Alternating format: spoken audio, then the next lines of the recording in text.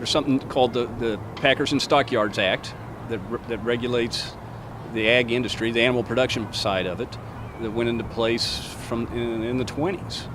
And producers are not supposed to own packing plants, and now they do. And probably 10 years ago, I called Washington and got a hold of some lawyers in the office of the USDA. I think they're actually affiliated with Department of Justice, DOJ.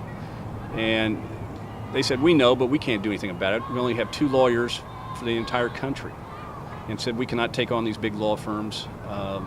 And that's kind of the misnomer, too. We're taking on law firms out of D.C., Richmond, Virginia.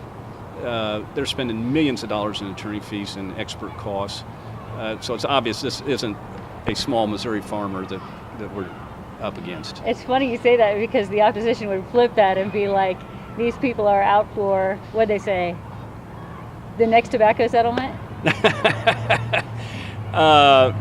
They like to throw that around. I don't think it's anything like that. Most of my clients are Republicans or were Republicans, very conservative people, backbone of America. Been here for multi-generations, and most of my litigation's been against Premium Standard Farms, which is now a subsidiary of Smithfield Foods, the largest hog producer in the nation. And their owners wear Gucci loafers, not rubber boots. There's also a lot of talk about your connection with the Waterkeepers Alliance and Mr. Kennedy. Can you address what that means to you? Well, it's kind of an interesting story. When I left my large defense firm, 220 lawyers, I was contacted by Jan Schlickman, who's a lawyer that was the subject of a civil action, the movie with John Travolta in it. And he and I got talking, and he said, well, Bobby Kennedy invited him to be a part of a group of attorneys to go after confined animal industry, the worst offenders. And I signed on, and my current legal team is some of the people that I met during that process. I haven't seen Bobby Kennedy probably in 6-7 years and haven't had any contact with him, but and really don't know anything about the Waterkeeper organization other than he's head of it or part of it or something like that. How many nuisance type lawsuits do you have against large farm operations in Missouri right now? Well, we have hundreds of clients. That's probably the best way to put it. Probably over 400 clients, and we're on file in 8 states. One of the things often said in Missouri is that Missouri has a unique nuisance law. Well, that's just false. That's the same nuisance law that's been in place in most of the states for hundreds of years, basically, since statehood. And as I said earlier, it goes back to 1610.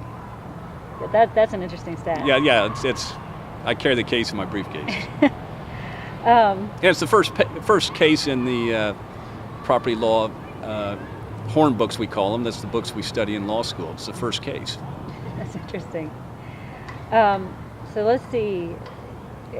Do you want to talk about the efforts that are going on in the General Assembly this session?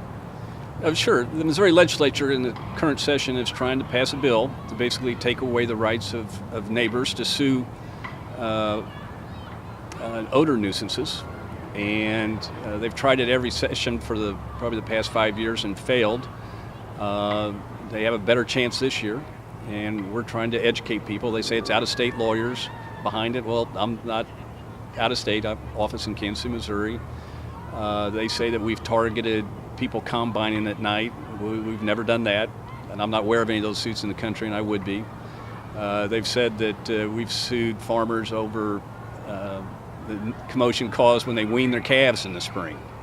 And we've never done that. I'm not aware of any suits. It seems like a dumb lawsuit to me.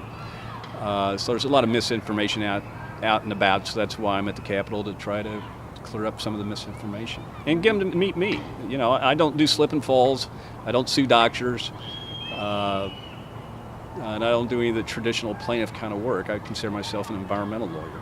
I've definitely changed my mind over the years. I was county campaign chairman for Bob Dole and Ronald Reagan on their presidential runs, presidential campaigns, and I think it's safe to say this has changed my life. I mean, one of the best things about being a lawyer is you get to see the world through other people's eyes, and I now get to see through the eyes of people that think that their property rights have been impeded, and that's something that Americans get fired up about. It's about as All-American, it's apple pie. There's some interesting statistics out there that there's not any more hogs being raised now than there were 20, 30 years ago. So it's just changed how they're being produced. It's more complicated than it sounds. And I would suggest that it's better for the rural economy for every farmer to have 20 sows like they did 20, 30, 40 years ago. That creates a lot of money for the local economy. It stays in the local economy, whereas now it's all getting sucked back to New York or the shareholders of those companies around the country. And we're left holding the you-know-what.